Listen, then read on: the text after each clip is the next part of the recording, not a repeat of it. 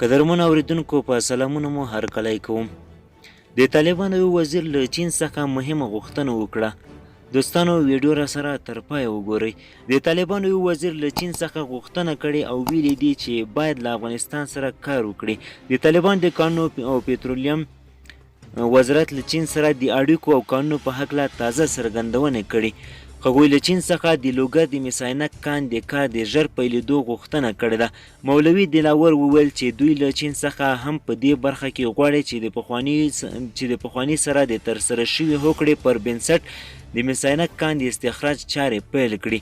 د افغانستان په لوګر ولایت کې د مسو ستر کان مس عینک چې د نړۍ له سترو مسي کانونو څخه شمیرل کیږي د استخراج هوکړه یې له چین سره لاس لیک شوی چې تر اوسه پورې یې استخراج نه ده پیل شوی.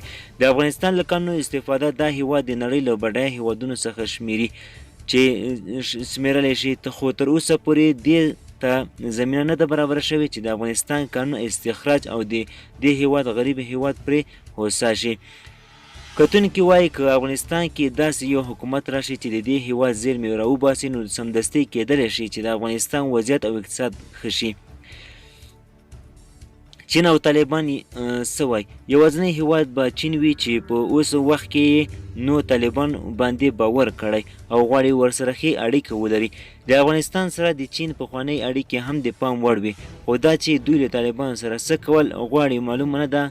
طالبانو فکر کاوه چې چین به زیاتې مرستې ورسره وکړي، خو چین یوازې افغانستان سره $1,000,000 مرسته وکړه. دوستانو زموږ خبر تر همدې ځای و. د لا زیات معلومات لپاره زموږ چینل سره سبسکرایب کړئ.